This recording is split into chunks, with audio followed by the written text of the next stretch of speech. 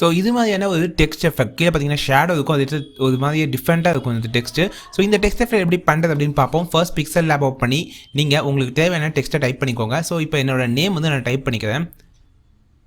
So என்னோட name வந்து நான் டைப் பண்ண பின்னாடி பார்த்தீங்கன்னா ஒரு சினிமேட்டிக் ஒரு டெக்ஸ்ட் எஃபெக்ட் வந்து இந்த ஷேடோவோட நம்ம கிரியேட் பண்ண போதும். ஸோ நல்லா பெருசாக்கிக்கோங்க இமேஜுக்கு, எந்த இமேஜ் வேணால் பேக்ரவுண்ட் வச்சு. ஸோ அதுக்கடுத்து பார்த்தீங்கன்னா ஃபாண்ட் வந்து பார்த்தீங்கன்னா போல்டான ஃபாண்ட் வந்து செலக்ட் பண்ணுங்கள். அப்போ தான் வந்து அந்த இமேஜ் வந்து உள்ளே வந்து டெக்ஸ்ட்குள்ளே கொடுக்க முடியும். ஸோ மீம் ஃபாண்ட் ரொம்ப போல்டான ஃபாண்ட். அந்த நேரத்தில் வேறு ஏதோ ஃபாண்ட் போல்டாக வேணும்னா கூட நீங்கள் சூஸ் பண்ணிக்கோங்க. ஸோ பேசிக் ஃபாண்ட்லேருந்து நான் வந்து மீம் ஃபாண்ட் அப்படிங்கிற ஃபாண்ட்டை வந்து சூஸ் பண்ணிக்கிறேன். இங்கே ஸோ இப்போ இந்த மீம் ஃபாண்ட்டை வந்து நான் சூஸ் பண்ணிக்கிறேன். எந்த போல்டு ஃபாண்ட் வேணால் நீங்கள் சூஸ் பண்ணிக்கலாம். ஸோ எக்ஸ்டர்னலாக எக்ஸ்பேண்ட் பண்ணிக்கோங்க. எக்ஸ்பேண்ட் பண்ணிட்டு அதுக்கப்புறம் கீழே பார்த்தீங்கன்னா ஸ்டைல் அப்படின்னு இருக்கும். இதை வந்து போல்ட்னஸ் வந்து கிளிக் பண்ணிங்கன்னா இன்னும் போல்ட் ஆகிடும்.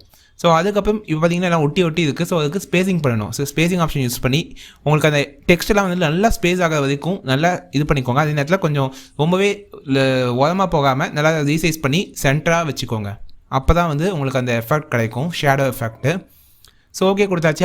அதுக்கப்புறம் பார்த்தீங்கன்னா ஸ்ட்ரோக்ஸ் அப்படிங்கிற ஆப்ஷன் இருக்கும், அதை கிளிக் பண்ணுங்கள். இப்போ எனேபிள் கொடுத்துக்கோங்க. பிளாக் கலர் சூஸ் பண்ணிக்கோங்க.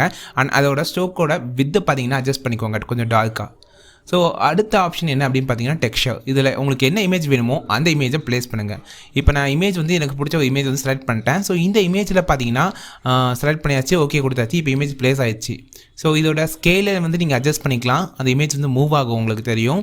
ஸோ உங்களுக்கு எத்தனை இமேஜ் வேணால் நீங்கள் எந்த இமேஜ் வேணுமோ அதை நீங்கள் ப்ளேஸ் பண்ணிக்கலாம். ஸோ அடுத்த ஆப்ஷன் பார்த்தீங்கன்னா ஷேடோ. இதுதான் முக்கியமான ஆப்ஷன். ஸோ ஷேடோ அப்படிங்கிற ஆப்ஷன் யூஸ் பண்ணி தான் நம்ம அதை எஃபெக்டே கொண்டு வர போகிறோம். ஸோ பார்த்தீங்கன்னா ஷேடோ அப்படிங்கிற ஆப்ஷன் இருக்கும், தேடுங்க. ஸோ இப்போ எனேபிள் பண்ணிக்கோங்க. உங்களுக்கு ஆட்டோமேட்டிக்காக ஒரு ஷேடோ இருக்கும். சில பிளர் ரேடியஸுங்கிறது பேக்ரவுண்டில் இருக்க ஷேடோவோட பிளர் பண்ணுறது.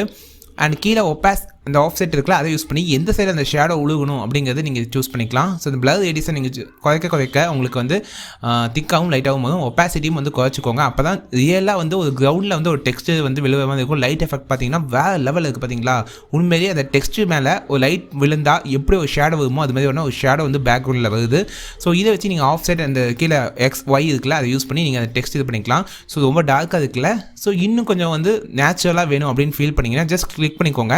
அண்ட் அதுக்கு அந்த ஷேடோ ஆப்ஷனுக்குள்ளே போயிட்டு அதோட ஒப்பாசிட்டியை வந்து குறைங்க. உங்களுக்கு இன்னும் கொஞ்சம் நேச்சுரலாக இருக்கும். ஸோ ரொம்பவே லுக்கான இது மாதிரி ஒரு டெக்ஸ்ட் வந்து எஃபெக்ட் வந்து கிரியேட் பண்ணிக்கலாம். மறக்காம சேனலை சப்ஸ்கிரைப் பண்ணிக்கோங்க. இது மாதிரி நிறைய விஷயங்கள் தெரிஞ்சுக்கிறதுக்காக. தேங்க்ஸ் ஃபார் வாட்சிங்.